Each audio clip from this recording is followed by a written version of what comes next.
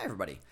Let's think about how to take a basic model for what I was calling collective labor problems, where you have someone working at a particular rate for a certain amount of time, and that produces a certain amount of work.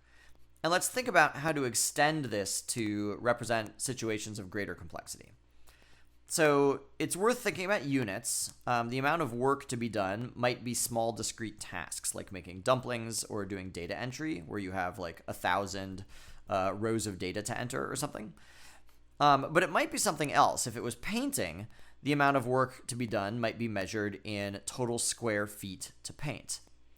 The rate of work completion is going to be a unit of work divided by a unit of time. So it could be square feet per minute for painting. Or it could be dumplings per hour. Something like that. And then time is a unit of time. Okay, so this model makes sense if R is the rate at which a single person is working, or maybe you have a whole group of people and this is the rate at which the entire group is working. What happens if we have P different people that are all working at the same speed? In that case, you can modify the model to look like this. Here, P is the number of people. R is the rate each person works at.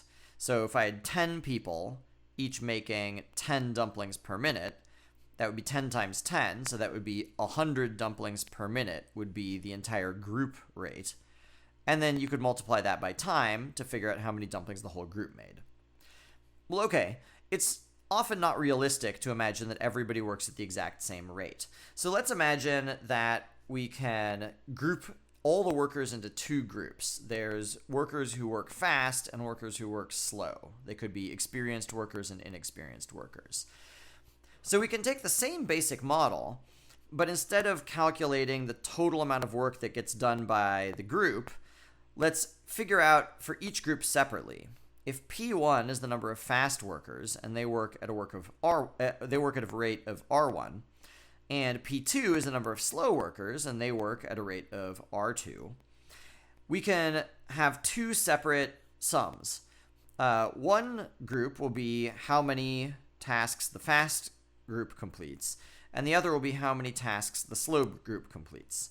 See how inside each box, it's just that same basic model all over again. So if there's P1 fast people, and each of them works at a rate of R1, if I multiply that by time, that'll give me the total tasks for the fast group.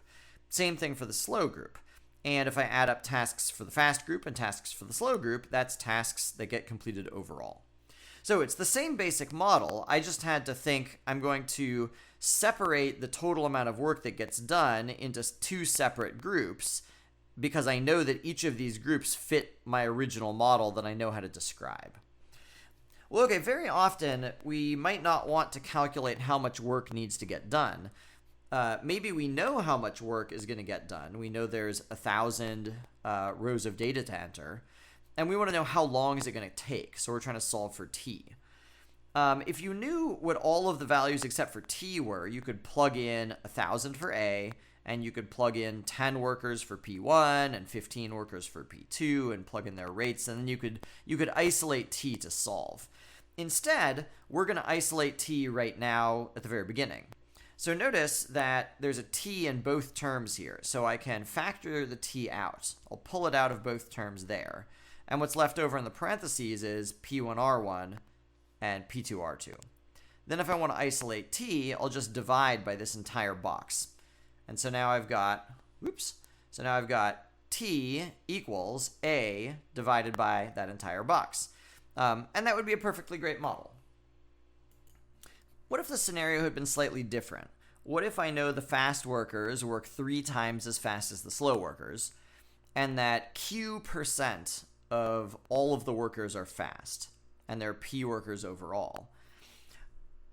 If I want to calculate how much work gets done, I know I can still break it apart in this way. And I know that's going to make sense because I know how to calculate the total amount of work that the fast workers do, if only I knew how many fast workers there were and the rate they work at.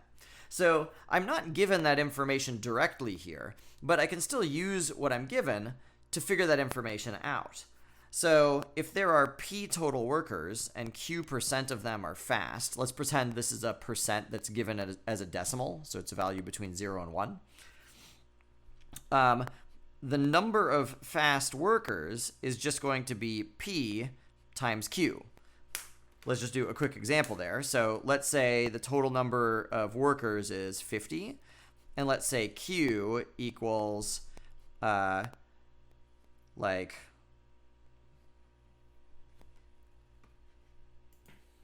say it's 10%, okay? So Q is 0.1. So you can see that P times Q would be 50 times 0.1, which would be 5. And that's the same as 10% of 50. So the number of fast workers, it makes sense to express it as P times Q. Okay. Let's figure out what the fast rate is. The fast worker rate is 3 times as fast as the slow worker rate. So let's call the slow worker rate R. That means the fast worker rate would just be 3R, 3 times as fast. How many slow workers are there? Well, you could think about it two ways. Let's pretend this bar, the length of this bar represents all of the workers, okay? So we know the total number of workers is P. We also know that Q% of them are fast. So let's say these are the fast ones here. We know that that's Q times P. So how much is this? These are the workers that aren't fast. Those are the slow workers. I could just subtract. I know that P minus Q times P leaves what's left over. So this must be P minus QP. So you could describe the number of slow workers as P minus QP. A different way of thinking about it would be this. If Q is, well, here, let's do it algebraically. So you'll notice that P minus QP has this common P in both. So if I factor the P out, that gives me 1 minus Q times P. Let's pretend, remember in our example, Q was 10%. If Q is 0.1, 1 minus Q is 0.9. So 0.9 represents the percentage of workers that aren't fast. It's 100% of the workers minus the percent that are fast gives you the percent that's slow. So 10% being fast means 90% are slow.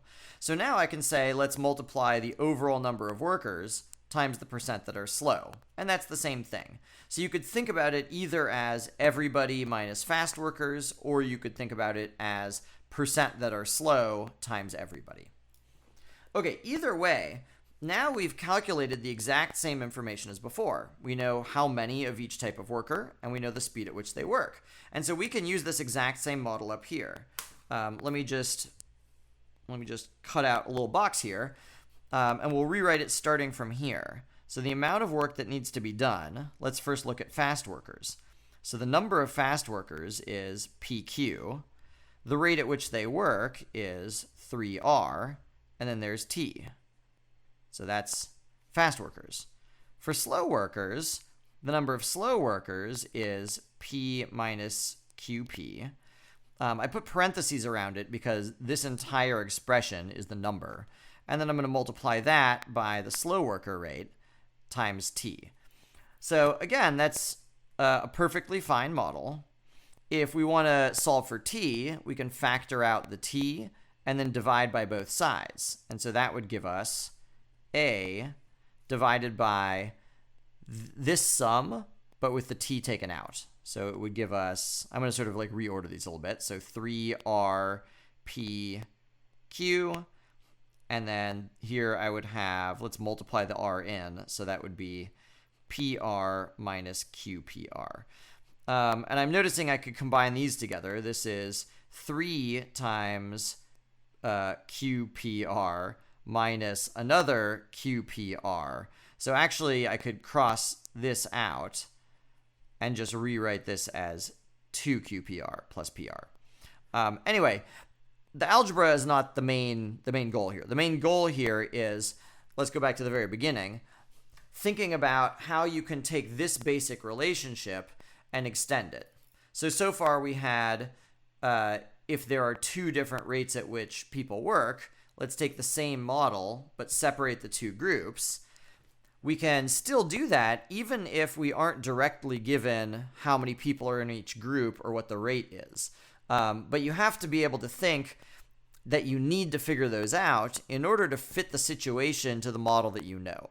So if you're only given percentage and you're given like one group works a certain speed compared to the other group, you have to realize that you need to be figuring out the speeds of both groups and the numbers of both groups so that it will fit the model that you know. Come back in the next video where we'll talk about how you can manage the idea of changing the rate that you're working at over time by figuring out the average work rate. This is how we talked about handling the idea of taking regular breaks.